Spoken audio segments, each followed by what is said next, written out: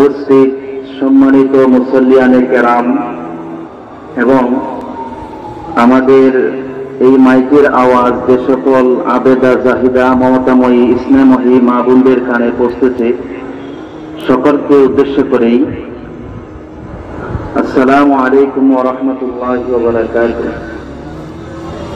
সম্মানিত উপস্থিতি, আমরা আজকে আখলাকুন নবী সাল্লাল্লাহু আলাইহি ওয়াসাল্লাম, মহানবী সাল্লাল্লাহু আলাইহি ওয়াসাল্লামের চরিত্র, মহানবী সাল্লাল্লাহু আলাইহি ওয়াসাল্লামের আখলাক, তার সিরত, তার হুসন, তার জামাল নিয়ে আমরা আলোচনা করার চেষ্টা করব।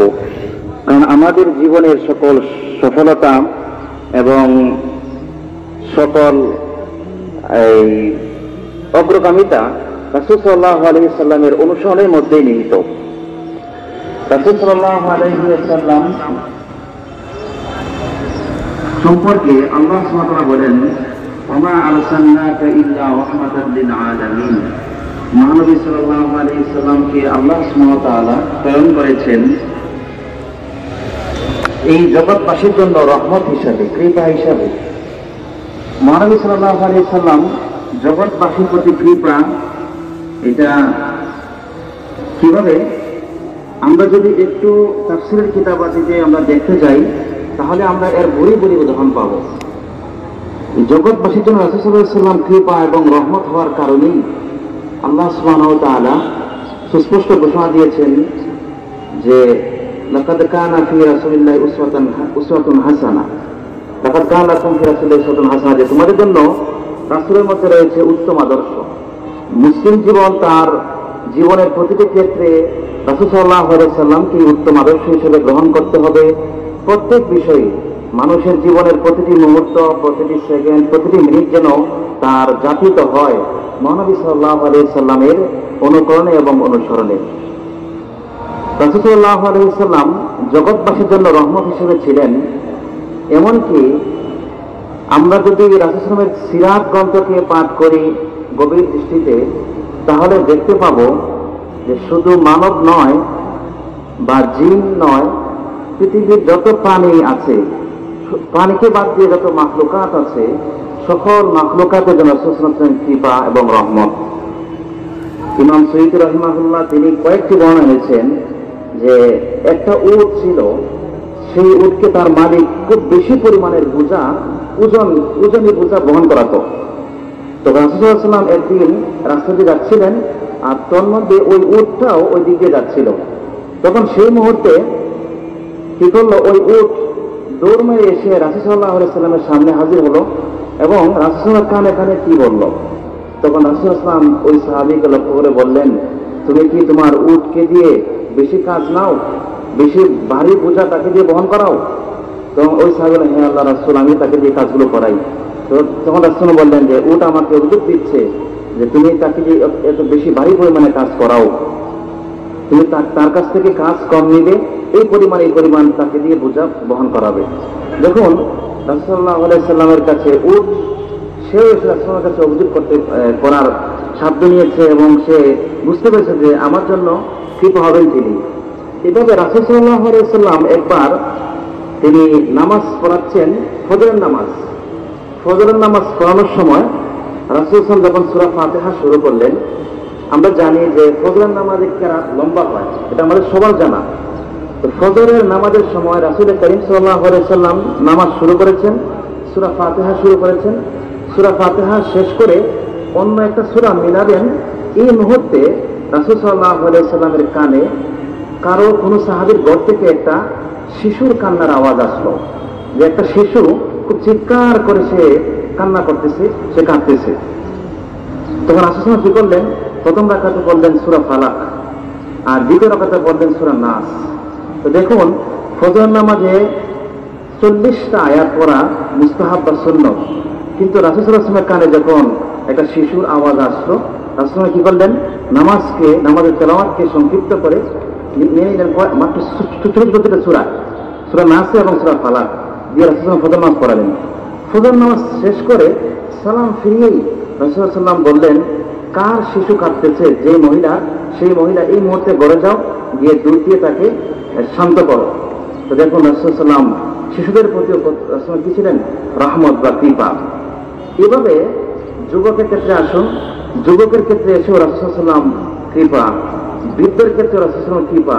এমনকি আমরা যে হাসরের মাঠে যাই, হাসরের মাঠে গিয়ে দেখব রাসূল সাল্লাল্লাহু আলাইহি ওয়াসাল্লাম সেখানেও সবার জন্য রহমত এবং কৃপা হিসাবে আবির্ভূত হবেন। তিরমিজির বর্ণনায় একটি বর্ণনা এসেছে যে রাসূল সাল্লাল্লাহু আলাইহি ওয়াসাল্লাম বলেন, হাসরের দিন যখন আল্লাহ সুবহানাহু ওয়া তাআলা মানুষের উপর থাকবেন খুব রাগান্বিত, সবার উপর আল্লাহ সুবহানাহু ওয়া তাআলা তিনি রাগান্বিত হয়ে কারো বিচার করবেন না। মানুষ সবাই উত্তপ্ত গরম, সম্পূর্ণ মাঠ, হাসরের মাঠ থাকবে খুব গরম, সূর্য থাকবে সামান্য উপরে, আর হাসরের মাঠ থাকবে নিচ থেকে এটা অনেক গরম। এমত অবস্থায় সবাই যখন উলঙ্গ হয়ে দাঁড়ানো হাসরের মাঠের মধ্যে, আল্লাহ সুবহানাহু ওয়া তাআলা তার বান্দাদের উপর রাগ গুসা করে আল্লাহ কোনো বিচার করবেন না, আল্লাহ বিচার থেকে থেমে থাকবেন। তখন সব মানুষ এসে বলবে হযরত আদম আলাইহিস সালামকে যে আপনি তো আমাদের পিতা, সবার পিতা, আপনি আল্লাহকে গিয়ে একটু অনুরোধ করে বলুন আল্লাহ যেন বিচারটা শুরু করেন।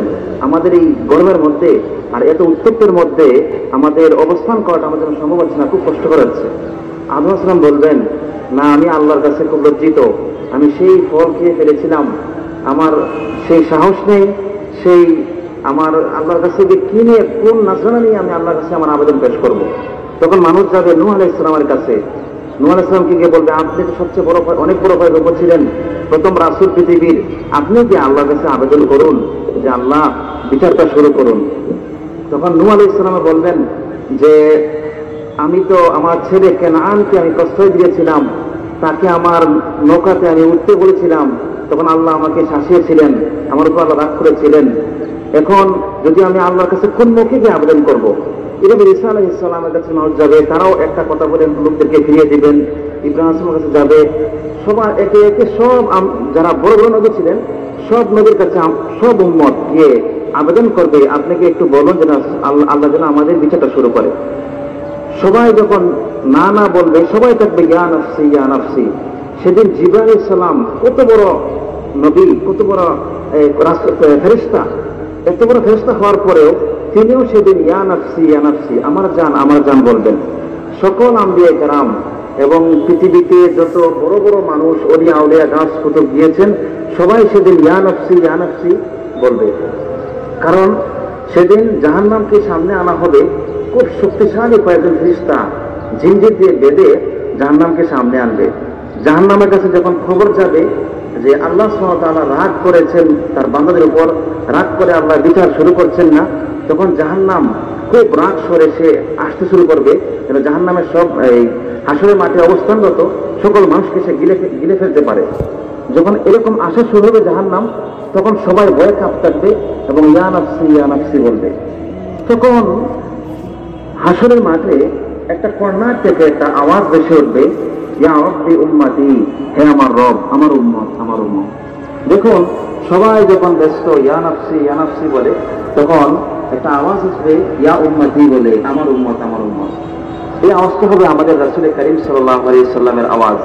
রাসূল সাল্লাল্লাহু আলাইহি সাল্লাম সবাইকে শান্ত করবেন, ভয় থেকে দূরীভূত করবেন এবং আল্লাহর আরশের নিচে গিয়ে রাসূল করিম সাল্লাল্লাহু আলাইহি সাল্লাম সিজদায় অবনত হবেন। সিজদায় অবনত হওয়ার পরে আল্লাহর কাছে আবেদন করবেন, তখন আল্লাহ সুবহানাহু ওয়া তাআলা বিচার শুরু করবেন। তো দেখুন রাসূল সাল্লাল্লাহু আলাইহি সাল্লাম আমাদের জন্য কৃপা এবং রহমত হবেন সেই হাসরের মাঠেও। তো এই যে রাসূল আমাদের জন্য সর্বসময় সব সময় জীবনের প্রতিটি কোণে আমাদের জন্য তিনি রহমত এবং কৃপা, তার চেয়ে আমাদের জন্য অনুসরণীয়, অনুকরণীয় আর বড় কি হতে পারে? এজন্য রাসূল সাল্লাল্লাহু আলাইহি সাল্লাম আমাদের জীবনের প্রতিটি ক্ষেত্রে, আমাদের প্রতিটি কোণে তিনি আমাদের অনুসরণীয়, অনুকরণীয় এবং আমাদের জন্য সবচেয়ে মহা উত্তম আদর্শ। রাসূল সাল্লাল্লাহু আলাইহি সাল্লাম কোন দিক থেকে আপনার রাসূল সাল্লামকে ফেলতে পারবেন না? পৃথিবীর কোন জ্ঞানী দার্শনিক রাসূল সাল্লাল্লাহু আলাইহি সাল্লামকে তার যে কোনো দিক থেকে, আপনার চিন্তার দিক থেকে, কথা, বচন, কাজ, কর্ম, তার ভবিষ্যৎ পরিকল্পনা, সব দিক থেকে একমাত্র অনুকরণ হচ্ছে রাসূল সাল্লাল্লাহু আলাইহি সাল্লাম। রাসূল করিম সাল্লাল্লাহু আলাইহি সাল্লাম, আমাদের আজকে আলোচ্য বিষয় হচ্ছে এটা যে আমাদের জীবনে আমরা কিভাবে আমাদের প্রতিটি সেক্টরে আমরা রাসূল সাল্লাল্লাহু আলাইহি ওয়াসাল্লামের আদর্শকে উজ্জীবিত করতে পারি এবং আমার নিজের মধ্যে সেটাকে কিভাবে বাস্তবায়িত করতে পারি সেটা নিয়ে আমরা চেষ্টা করব আলোচনা করার। আমাদের আগে জানতে হবে রাসূল সাল্লাল্লাহু আলাইহি ওয়াসাল্লাম কেমন ছিলেন। আমরা যদি হাদিসের গ্রন্থগুলোকে খুঁজি, রাসূল সাল্লাল্লাহু আলাইহি ওয়াসাল্লামের জীবন দর্শন নিয়ে বা রাসূল সাল্লাল্লাহু আলাইহি ওয়াসাল্লামের কথাবার্তা নিয়ে যেখানে আলোচনা করা হয়, বিশেষভাবে যেগুলোকে পরিভাষায় বলা হয়ে থাকে শামাইলুন নবী সাল্লাল্লাহু আলাইহি ওয়াসাল্লাম, বা আমাদের আরেকটু শব্দে বলা হয় সিরাতুন নবী সাল্লাল্লাহু আলাইহি ওয়াসাল্লাম, নবী সাল্লাল্লাহু আলাইহি ওয়াসাল্লামের সিরাত বা শামাইল।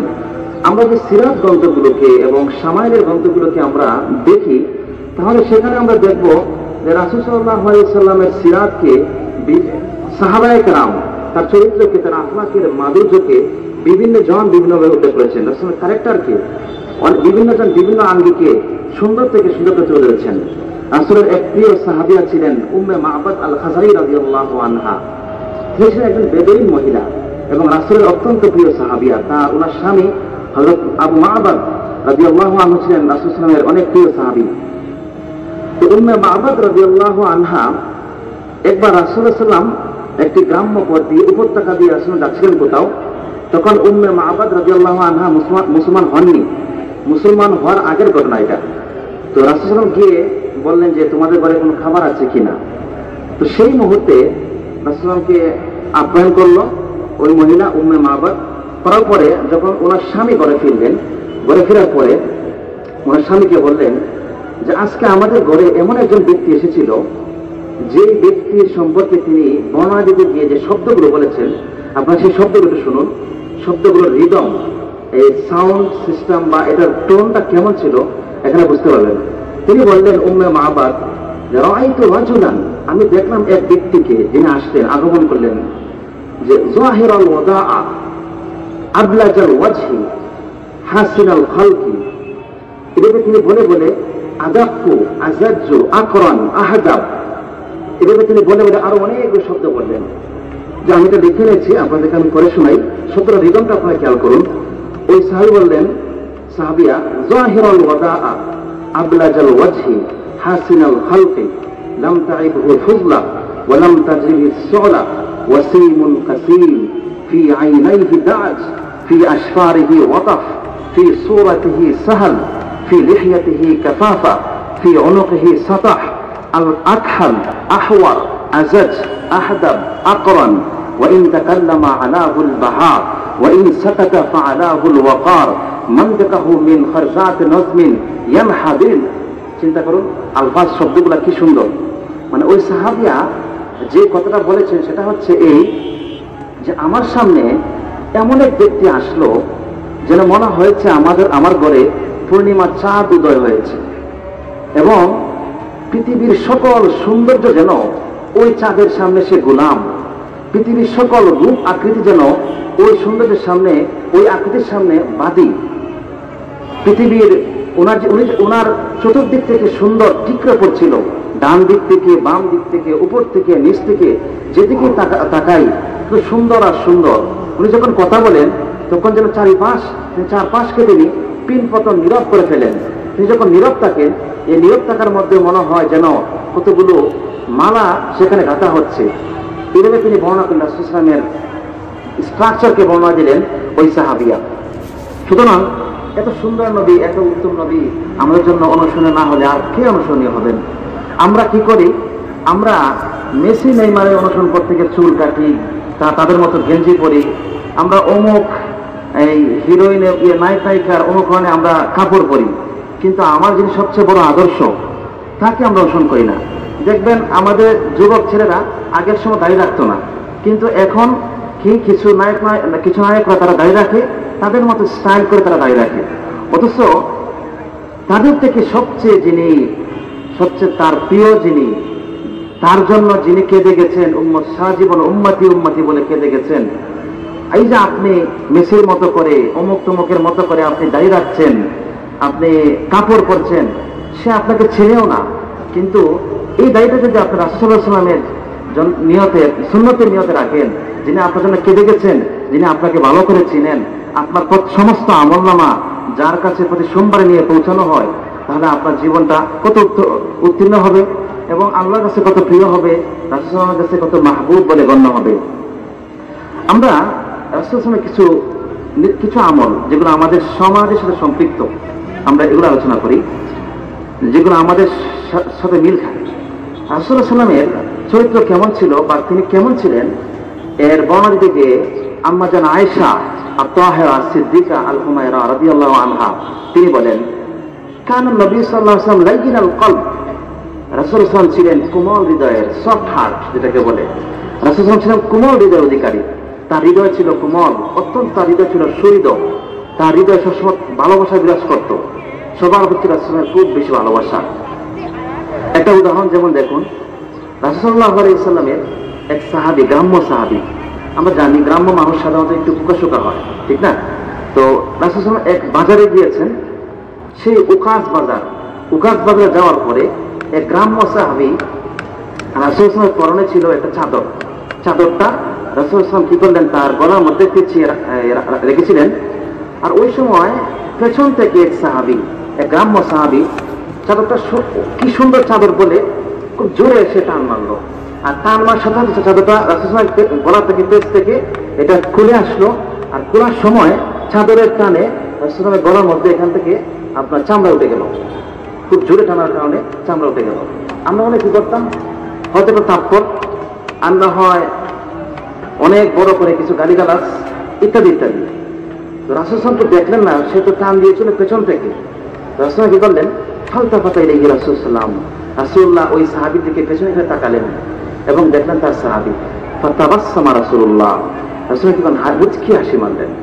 চিন্তা করুন, ওই সাহাবী কি করলো, রাসূলুল্লাহ সাল্লাল্লাহু আলাইহি ওয়াসাল্লামের পিছন থেকে টান দিয়ে রাসূলের গলার চামড়া তুলে ফেললো কাপড় টেনে, কিন্তু রাসূল কি করলেন, হাসি মুখে তার দিকে তাকালেন এবং একটা মুচকি হাসি দিলেন। লাইয়িনাল কলব, রাসূল ছিলেন কোমল হৃদয়ের অধিকারী, সফট হার্ট যেটাকে বলে। রাসূলকে বলতে গিয়ে আরো বলা হয় যে রাসূল ছিলেন আজওয়াদান নাস, সবচেয়ে ছিলেন যিনি দানশীল, খুব বেশি দান করতেন। এক হাদিসে এসেছে রাসূল বলেন যে আমাকে যদি আল্লাহ সুবহানাহু ওয়া তাআলা উহুদ পরিমাণ সম্পদ দান করেন, তা আমি এগুলো কি করব, আমি সামান্য মুহূর্তের ভিতরেই আমি সবগুলোকে আল্লাহর রাস্তায় দান করে দিয়ে দিব। সবচেয়ে রাসূলের দানশীলতার গুণটা এটা আসলে বেশি ছিল। এখানে প্রসঙ্গক্রমে একটা কথা উল্লেখ করলেই ভালো হয়, আমরা দান বলতে আমরা কি বুঝি, সদকা খায়রাত বা দান বলতে আমরা বুঝি যে একজন গরিব মানুষ আসলো, তার হাতে 10-20 টাকা তুলে দিলাম, বা একজন ফকির ভিক্ষুক আসলো, তাকে চাল দিয়ে দিলাম বা কাপড় চোপড় দিয়ে দিলাম, বাস এটা আমাদের দান হয়ে গেল। অথচ আমরা যদি এই হাদিস গ্রন্থগুলোর দিকে তাকাই, তাহলে আমরা দেখতে পাবো যে রাসূল করিম সাল্লাল্লাহু আলাইহি ওয়াসাল্লাম দানকে, সদকাকে শুধু কেবল টাকা পয়সা, কাপড় চোপড়, খাবার দেওয়ার মধ্যেই সীমাবদ্ধ করেননি। রাসূলুল্লাহ সাল্লাল্লাহু আলাইহি ওয়াসাল্লাম দানকে অনেক বিস্তৃত করেছেন। দানের পরিধিকে, সৎকার তার ময়দানকে রাসূল সাল্লাল্লাহু আলাইহি ওয়াসাল্লাম বিশাল থেকে বিশাল করেছেন। সহিহ মুসলিমের একটি বর্ণনা এসেছে, নবী সাল্লাল্লাহু আলাইহি ওয়াসাল্লাম বলেন যে কেউ যদি কোনো ফসল করে, ক্ষেত করে, আর ওই ফসল থেকে কোনো পশু পাখি খেয়ে ফেলে কোনো অংশ, তাহলে আল্লাহ রাস্তাটা সৎকা বলে গণ্য হয়। চিন্তা করুন, রাসূল বলতেছেন যে কোনো পশু পাখি যদি ক্ষেত থেকে, ফসল থেকে কোনো কিছু খেয়ে নেয়, ওইটা তার আমল নামার সৎকা বলে গণ্য হয়। রাসূল আরেক হাদিসে বলেছেন, মুসলিমের বর্ণনা, লুকমাতুকা ফি ফামি ইমরাতিকা সাদাকা, তুমি তোমার স্ত্রীর মুখে যদি একটা লুকমা তুলে দিচ্ছ, তোমার সন্তানের মুখে তুমি যে লুকমা তুলে দিচ্ছ, সেই লুকমার প্রতিটি লুকমার বদলে পরিবর্তে আল্লাহর কাছে বিশাল বিশাল সৎকার সব লেখা হচ্ছে। তো আমাদের জীবনের প্রতিটি ক্ষেত্রে সামান্য নিয়ত কেন সৎকা হতে পারে। আরো কিছু বিষয় আমরা লক্ষ্য করি, আমরা যেহেতু বাংলাদেশে, উপমহাদেশের মানুষ, রিক্সায় চড়ে আমরা অভ্যস্ত, ঠিক না? আমরা অধিকাংশ রিক্সা চড়ে অভ্যস্ত। আমরা কি করি, ধরুন আমরা গেলাম কোনো রেস্তোরাঁ বা নাস্তা করতে বা ডিনার করতে বা যে কোনো কিছু করতে, তো রেস্তোরাঁর মধ্যে আমরা হোটেলে খাবার দাবার সেরে আমরা আসার সময় আমরা কি করি, যেই বয় আমাদেরকে খাইয়েছে সেই বয়ের হাতে 10-20 টাকা আমরা বুঝে দিয়ে আসি। কিন্তু আমি শীতাতপ নিয়ন্ত্রিত হোটেলে রেস্তোরাঁয় বসে খেয়ে দিয়ে এসে তাকে আমি টাকা দিয়ে আসলাম, তার সেখানে বেতন আছে অলরেডি, তার বেতন বরাদ্দ করা, এরপরেও তার হাতে 20 টাকা দিয়ে আসি। কিন্তু আমি কি করি, আমি যখন বের হই স্কুল থেকে, বের হয়ে আমরা স্কুলকে বলি এই মামা তুমি যাবে এই জায়গায়, তখন সে নিয়ে গেল আমাকে। নিয়ে যাওয়ার পরে আমি কি করি, 10 টাকা দিয়ে তার সাথে আমরা ঝগড়া বেঁধে দিই, ঠিক না? রিক্সাওয়ালা করে যে ভাই চাচা বা মামা যেতে বলে আরো 10 টাকা অতিরিক্ত দেন, আমরা কি করি তার সাথে তুমুল ঝগড়া বেঁধে দিই 10 টাকার জন্য, 5 টাকার জন্য। অথচ সে আমি কিন্তু সামান্য আগে কি করেছি, হোটেলে খেয়ে বয়ের হাতে সম্পূর্ণ ফ্রি, কোনো বিনিময়বিহীন তার হাতে আমি টাকা দিয়ে এসেছি। আপনি রিক্সাওয়ালার সাথে এসে কি করলেন, সেই রিক্সাওয়ালা কত কষ্ট করে তার গাম জড়িয়ে জড়িয়ে কত আপ ডাউন মেরে কত কষ্ট করে সে আপনাকে পৌঁছে দিল। আপনি এক কাজ করুন, সেখানেও আপনি সৎকার নিয়ত করে, আপনি মুখে বলার প্রয়োজন নেই। আপনি যখন আপনি সৎকার দেন তখন মুখে বলার কোনো প্রয়োজন নেই। আপনি মুখে না বলে মনে মনে নিয়ত করে 20 টাকা বাড়া দিয়ে বলবেন, ধরো 20 টাকা বাড়া, আর এই 20 টাকা তুমি আর অতিরিক্ত রাখো, 10 টাকা তুমি আর অতিরিক্ত রাখো, এটা দিয়ে তুমি চা খাবে বা তুমি এই করবে সেই করবে।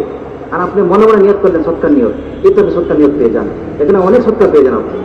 দেখুন সামান্য একটু চিন্তা করলে আমরা বুঝি কি যে আমি ঘোষণা দিয়ে আজকে জাকাত দেওয়া হবে, আপনারা আসবেন এখানে, নাও তোমাকে 20 টাকা সৎকার। অথচ আল্লাহ দেখেন দিল, ইন্নাল্লাহা লা ইয়ানজুরু ইলা সুওয়ারিকুম ওয়া আমালিকুম। রাসূল সাল্লাল্লাহু আলাইহি ওয়াসাল্লাম বলেছেন, আল্লাহ কখনো মানুষের চেহারা দেখেন না, বাহ্যিক দেখেন না, আল্লাহ দেখেন ইন্নাল্লাহা ইয়ানজুরু ইলা কুলুবিকুম, আল্লাহ দেখেন মানুষের হৃদয়, মানুষের অন্তর। মানুষের অন্তর এবং হৃদয় আল্লাহকে কি দিচ্ছে, তার হৃদয় আল্লাহর প্রতি কি চাচ্ছে, আল্লাহর কাছে কি দিচ্ছে, কি পাওনা সে দাবি করতে চাচ্ছে, সেটা আল্লাহ দেখেন। আমি যে মনে মনে নিয়ত করি যে আল্লাহর জন্য সৎকার করলাম, আমি কিন্তু সত্য সব পেতে পারি। এভাবে আপনার বাসার সামনে একটা, আপনার পাশের ঘরে সেখানে বিল্ডিং হচ্ছে, মানুষেরা রোদের মধ্যে খুব প্রচন্ড গরমের মধ্যে তারা কি করতেছে, তারা বিল্ডিং বা ছাদের কাজ করতেছে, বিভিন্ন এই ছাদ ঢালাই দিচ্ছে, অনেকে পানির পিপাসায় কাতর।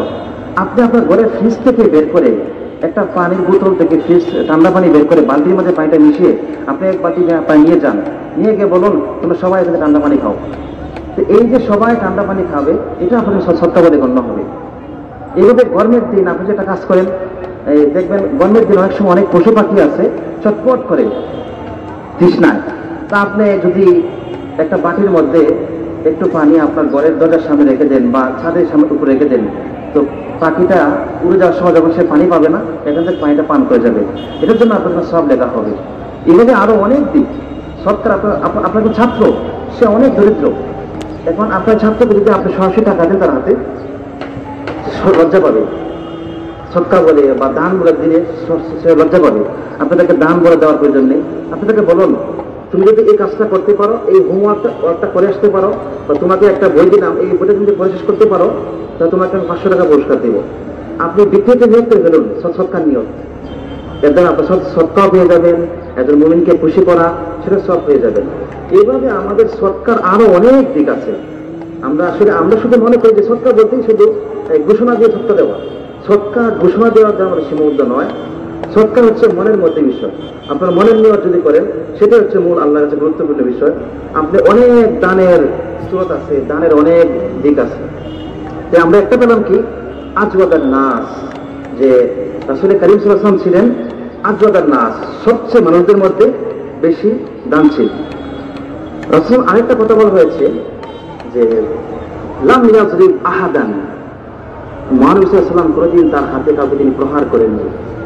মহানবী সাল্লাল্লাহু আলাইহি ওয়াসাল্লামের একটি বড় গুণ ছিল যে তিনি কোনদিন জিহাদের ময়দান ছাড়া আর কোথাও রাসূল কারীম সাল্লাল্লাহু আলাইহি ওয়াসাল্লাম তার হাত দিয়ে কাউকে প্রহার করেননি। রাসূলের হাত কোন প্রতিশোধের জন্য, তার নিজের জন্য কোনদিন রাসূলের হাত কারোর উপরে উঠেনি। আমাদের এখানে প্রসঙ্গ করে বলে ফেলি, অনেক শিক্ষক আমরা আছি, আমরা শিক্ষককে যারা আছি তাদের জন্য বিষয় জরুরি। অনেক সময় ছাত্রকে কি করতে হয়, ব্যাট মারতে হয়, বা একটু শাসন করার জন্য বা ভয় দেখানোর জন্য তাকে ব্যাট মারতে হয়। এখানে একটা গুরুত্বপূর্ণ মাসলা মনে রাখবেন। আমরা অনেকেই এই মাসলার ক্ষেত্রে ভুল করি, কি স্কুল টিচার হন বা মাদ্রাসা টিচার বা যে কোনো টিচার হন, এটা সবাই আমাদের জানা দরকার বিষয়টা, মাসলাটা যে একটা শিশু, একটা বাচ্চা, আমরা বেশি কি করি, আমাদের ব্যাট মারার যে কথাটা বা ব্যাট মারার যে বিষয়টা, সেটা খুব বেশি জারি থাকে আপনার প্রাইমারি লেভেলে বেশি, হাই স্কুল লেভেলে কম, প্রাইমারি লেভেলের মধ্যে আপনার মারধরের বিষয়টা যেটা বেশি থাকে। রাসূল সাল্লাল্লাহু আলাইহি ওয়াসাল্লাম এক সাহাবীকে পাঠিয়েছিলেন শিশুদের শিক্ষক বানিয়ে, মিরদাস রাদিয়াল্লাহু আনহু। হযরত মিরদাস ছিলেন অনেক বড় সাহাবী, তিনি ছিলেন মুআল্লিমুস সিবিয়ান, তাকে বলা হতো সাহাবায়ে কেরামের মধ্যে ওনার উপাধি ছিল মুআল্লিমুস সিবিয়ান, শিশুদের শিক্ষক। তো মিরদাস রাদিয়াল্লাহু আনহুকে রাসূলুল্লাহ পাঠালেন এক এলাকায় শিশুদের শিক্ষক বানিয়ে। তখন রাসূলুল্লাহ এই সাহাবীকে বললেন, ইয়া মিরদাস, হে মিরদাস, ইয়াকা আন তাযরিবা ফাওকা সালাস ফাইন তাযরিব ইখতাসাল্লাহু মিনকা ইয়াওমাল কিয়ামা। মিরদাস, তোমাকে পাঠানো হচ্ছে শিশুদেরকে পড়ানোর জন্য। শিশুরা তাকে দুষ্ট প্রকৃতির, তাদেরকে একটু বসে আনতে গেলে কি করা লাগবে, একটু ব্যাট ব্যবহার করা লাগবেই। তুমি সাবধান, শিশুদেরকে ব্যাট মারার ক্ষেত্রে তুমি 3টার উপরে ব্যাট মারতে পারবে না। যদি তুমি 3টার উপরে ব্যাট তার প্রয়োগ করো, আল্লাহ হাসরের দিন তোমার কাছ থেকে আল্লাহ কেসাস নেবেন, এর বদলা নেবেন আল্লাহ। অবশ্য আমরা অনেক শিক্ষক আছি এরকম, যারা যখন ব্যাট প্রয়োগ শুরু করি 10টা 12টা শিশুর উপর, দোস্ত ফুকাহে কেরামের সুস্পষ্ট ফতোয়া, শিশু বাচ্চা যারা নাবালিক বাচ্চা, তাদেরকে 3টার উপরে ব্যাট প্রয়োগ করা শুধু জায়েজ নয়, শুধু নাজায়েজ। ইসলামের শরিয়া বাচ্চাদেরকে তাও প্রহারটা কিরকম হতে হবে, হালকা, জোরে নয়, যেভাবে গরু বাছুরকে মানুষ প্রহার করে সেগুলো নয়, হালকা, তাকে একটু বসে আনার জন্য তাকে একটু হালকা বাড়ি ব্যাট প্রহার করতে হবে। তো যদি শিশু বাচ্চা হয় তখন রাসূলের নির্দেশ এটা যে 3টার উপরে ব্যাট প্রয়োগ করতে পারবে না। এইভাবে আমরা আরো বিভিন্ন বিষয় আছে বাচ্চাদের ক্ষেত্রে। আমরা কি করি, ব্যাট প্রয়োগের ক্ষেত্রে আমরা কি করি, একটা বাচ্চা সে আমার ছাত্র সে দুষ্টামি করলো, আমরা প্রথমেই তার ব্যাট প্রয়োগ করে ফেলি। এটা কোনদিন ঠিক নয়।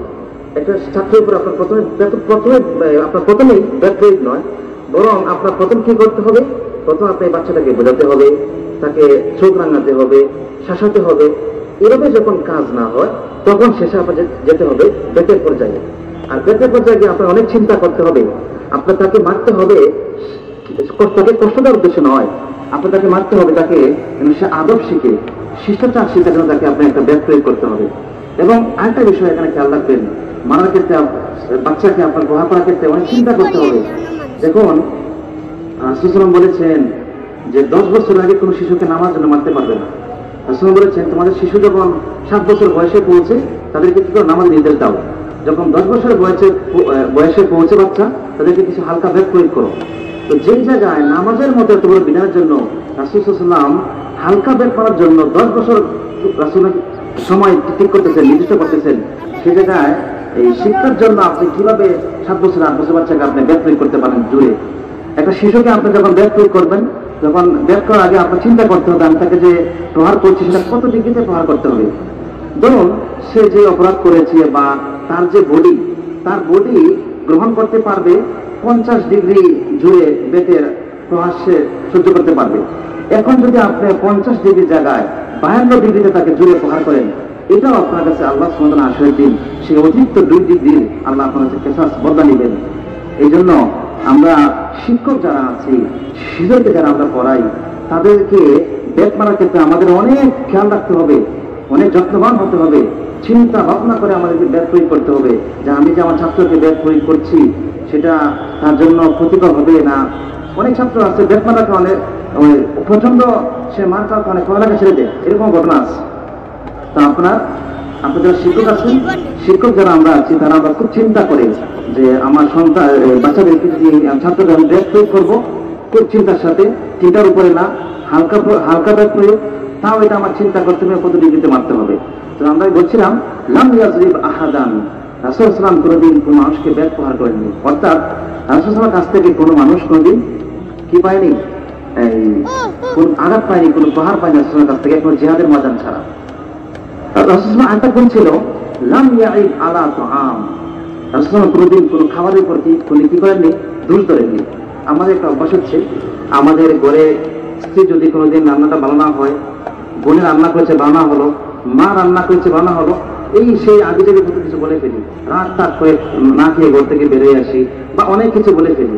রাসূল নবী সাল্লাল্লাহু আলাইহি সাল্লাম কোনোদিন তার জীবনে কোনো খাবারের উপর রাসূলুল্লাহ কি করেননি, কোনো দোষ ধরেননি। খাবার এসেছে, রাসূলুল্লাহ কিছু নিয়েছেন মুখে, যদি তার ভালো না লাগে রাসূলুল্লাহ কি করতেন, একটু নিয়ে এটা ফিরে দিতেন, বলতেন না যে খাবারটা ভালো হয়নি, এই হয়নি সেই হয়নি, কোনো কিছু রাসূলুল্লাহ কমেন্ট করতেন না। আমাদেরও এই সুন্নাহটা পালন করা দরকার। এবার রাসূলুল্লাহ কানা বাসামান, রাসূলুল্লাহ ছিলেন সর্বদা হাস্যরস্য। যখন কোনো সাহাবী রাসূল সাক্ষাৎ করতেন, রাসূল সবসময় থাকতেন হাস্য উজ্জ্বল থাকতেন।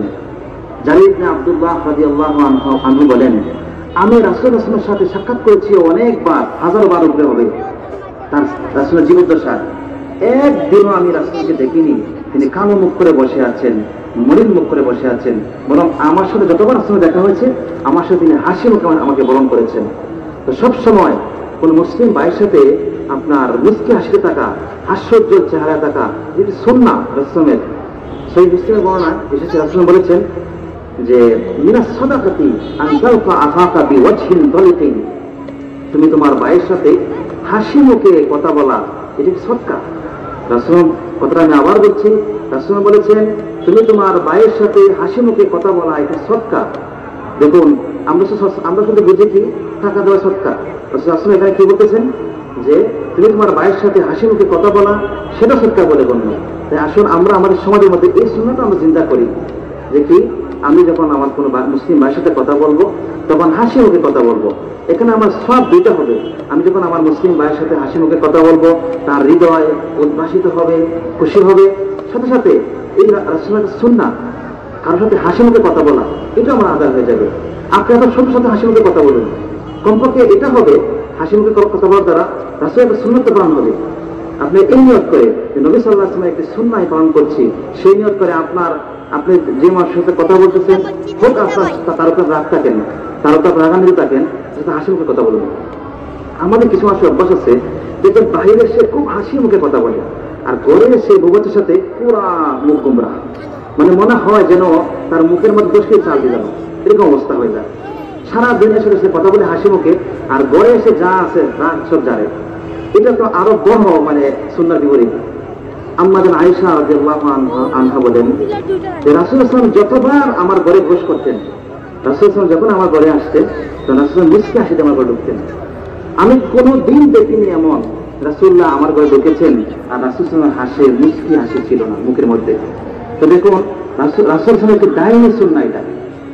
আমি আমার স্ত্রীর সাথে আমার সন্তানের সাথে আমি যখনই সাক্ষাৎ করবো, যখনই তার দিকে আমি তাকাবো, তার দিকে আমি মুখ করবো, তখন আমার এটা সুন্নাহ হচ্ছে তার সাথে হাসি মুখে কথা বলা, হাসি তার কাছে আমি প্রবেশ করা হাসি মুখে। এভাবে আরেকটা আমাদের বিষয়, আরেকটা রাসূলের সুন্নাহ হচ্ছে কানা ইযা তাকাল্লামা ওয়াজাহা, রাসূল যখন কারোর সাথে কথা বলতেন সরাসরি তার দিকে মুখোমুখি রাখতেন, তার সম্পূর্ণ স্ট্রাকচার বডি, তার সম্পূর্ণ মুখ থাকতো ওই ব্যক্তির দিকে। আমরা কি করি যে অনেক সময় ছাত্র আসলে বা আমার ছোট ভাই আসলে সে কথা বলে আমি আমার কাজে আছি, হ্যাঁ বলো শুনতেছি, এটা একটা সুন্নাহর বিপরীত। বরং আমার কি করতে হবে, রাসূল সুন্নাহ ছিল যখন তোমার সাথে কেউ এসে কথা বলে তুমি তার দিকে সম্পূর্ণ মুতাওয়াজ্জাহ যেটাকে বলে সম্পূর্ণ তোমার চেহারা থাকবে তার দিকে। মোবাইল এসে আমাদের এই সুন্নাহকে আর নষ্ট করে দিয়েছে। দেখবেন আমরা কি করি, এই যে আপনার মা এসে আপনার সাথে কথা বলছে, আপনার বোন এসে আপনার সাথে কথা বলছে, আপনার ভাই, আপনার সন্তান, মেয়ে এসে আপনার সাথে কথা বলছে, আপনি ফেসবুকে এই যে নোট করছেন, হ্যাঁ বলো শুনতেছি বলো। দেখুন আপনি যে মোবাইল থেকে আপনি মুখ করে আসেন তো আসেন, মেয়ে যে অত কিছু বোঝাচ্ছে, আপনার স্ত্রী আপনার মা যে এত কিছু আপনাকে বলতেছে তার দিকে একবার তাকালেন না, হ্যাঁ করে দিচ্ছি, হ্যাঁ আনছি, ঠিক আছে দিচ্ছি, এই শেষ। অথচ আপনি এখানে এক হচ্ছে তার মনটা একটু ছোট হবে, দেখুন আমাকে কোনো গুরুত্ব দিল না। আপনার সামনে যখন কোনো মানুষ আছে, আপনার সামনে কোনো মানুষ আসার পরে আপনি তার সাথে মুখোমুখি কথা না বলেন, বরং আপনি তার অন্য মানুষ থাকে না, সে কথা বলতে থাকে, তখন সে বলতে আপনি তাকে কোনো গুরুত্ব দিচ্ছেন না, কোনো পাত্র দিচ্ছেন না। সাথে সাথে আপনি চিন্তা করেছেন রাসূল সাল্লাল্লাহু একটি দায়ী সুন্নাহ আপনি কি করছেন এখানে হরণ করছেন, বল শব্দ বলবো আমি এখানে। নবী সাল্লাল্লাহু আলাইহি একটি দায়ী সুন্নাহ হচ্ছে যখন আমি কারোর সাথে কথা বলবো তার দিকে সম্পূর্ণ আমার বডি তার দিকে থাকতে হবে, আমার মুখ সহ।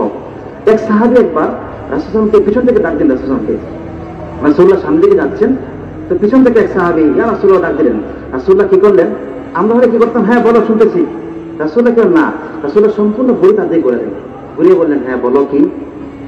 তো আমি যখন ফেসবুকে থাকবো, আমি যখন মোবাইলে আমি বা হোয়াটসঅ্যাপে কোনো থাকবো কাজে, আমাদের কি উচিত, যখন আমার সন্তান বা আমার আত্মীয় পক্ষে যে কেউ যখন আমার সাথে এসে কথা বলবে, আমার তখন সুন্নাহ হচ্ছে আমি এখানে এটা স্টপ করে হ্যাঁ বলো, তার দিকে তাকিয়ে তার কথাটা সম্পূর্ণ মনোযোগ সহকারে শ্রবণ করা। তো এটা হবে রাসূলুল্লাহ সাল্লাল্লাহু আলাইহি দায়ী সুন্নাহ। চিন্তা করেছেন আমাদের সমাজে আমরা কতগুলো সুন্নাহ আমরা ব্যাহত হচ্ছে, কত গুরুত্বপূর্ণ সুন্নাহ। এই সুন্নাহগুলো যদি আমাদের সমাজের মধ্যে আজ প্রতিষ্ঠিত হয়, এগুলো জারি হয়ে যায়, দেখবেন আমাদের সমাজটা হবে শান্তির সমাজ, আমাদের সমাজটা হবে সুন্দর সমাজ হয়ে যাবে। আমরা এভাবে রাসূল ইসলামের ছিলেন কানানা দুআফা, রাসূল ইসলাম ছিলেন সবচেয়ে পরিষ্কার পরিচ্ছন্নতাকে রাসূলের চেয়ে উঠতে পেয়েছিল না। রাসূল ইসলাম যখন কোনো শিশুর মাথায় হাত দিতেন, সেই শিশুর মাথায় 3 দিন পর্যন্ত সুগন্ধি থাকতো। চিন্তা করেছেন যে রাসূল ইসলামের এই কাপড়ের মধ্যে আমরা কি করে আমাদের কাপড় অংশ ময়লা থাকে? কোন সাহাবী এই হাদিসটা বর্ণনা করেননি যে আমি দেখেছি রাসূল ইসলামের কাপড় ময়লাযুক্ত। চিন্তা করেছেন রাসূল ইসলামের কাপড়ে আপনার ইয়ে থাকতো, তালি দিতে থাকতো, তালি দেওয়া থাকতো, সিঁড়ি দেওয়া থাকতো, সিঁড়ি গেলে রাসূল কাপড়কে তালি দিতেন। কিন্তু কোন সাহাবী, প্রত্যেক সাহাবী এই হাদিসটা বর্ণনা করেছেন যে আমি দেখেছি রাসূল ইসলামের কাপড়ের ওই জায়গায় তালি দেওয়া, আমি দেখেছি রাসূল ইসলামের কাপড়ের ওই জায়গায় সিঁড়ি দেওয়া। কিন্তু কোন সাহাবী এই কথা বলেননি আমি দেখেছি রাসূল ইসলামের কাপড়ের ওই অংশে ময়লাযুক্ত। এই জন্য রাসূলের কোনো কাপড় কোনোদিন ময়লাযুক্ত থাকতো না। রাসূল সামান্য ময়লা হওয়ার সাথে সাথে এটাকে পরিষ্কার করে নিতেন। রাসূল সাল্লাল্লাহু আলাইহি ওয়াসাল্লাম পরিষ্কার পরিচ্ছন্নতার ক্ষেত্রে আমার নবী সাল্লাল্লাহু আলাইহি ওয়াসাল্লাম এত উৎসাহী ছিলেন যে বর্ণনা এসেছে মাগাফির নামে একটা ফল আছে, সেই ফলটা একটু গন্ধ করে, এটা দুর্গন্ধ আসছে মধ্যে, বেশি দুর্গন্ধ মানে খেতে স্বাদ না। তো রাসূল সাল্লাল্লাহু আলাইহি ওয়াসাল্লাম একবার এই মাগাফির ফলটা নেওয়া হলো। রাসূল সাল্লাল্লাহু আলাইহি ওয়াসাল্লাম এটাকে খুব তিনি পরে ভিতরে গন্ধের কারণে দীর্ঘক্ষণ সময় রাসূল কোনো কিছু খেতে পারেননি, পান করতে পারেননি। তো রাসূল সাল্লাল্লাহু আলাইহি ওয়াসাল্লাম সুন্নাহর ক্ষেত্রে ছিলেন অনেক রাসূল পরিষ্কার পরিচ্ছন্নতার ক্ষেত্রে রাসূল ছিলেন অনেক উচ্চাঙ্গের। তো আমাদের পরিষ্কার পরিচ্ছন্নতা এটা দায়ী সুন্নাহ।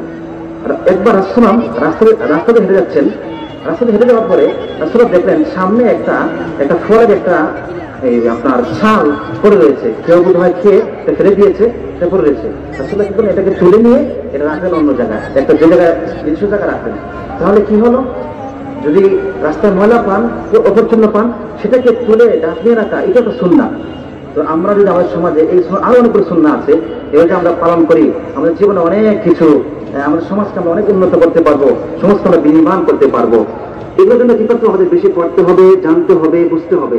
আমাদের পড়াদের জরুরি। রাসূল বলেছেন তলবুল ইলমি ফরিদাতুন আলা কুল্লি মুসলিমের জন্য জ্ঞান শিক্ষা পড়া প্রত্যেক মুসলমানের গুরুত্ব দায়িত্ব।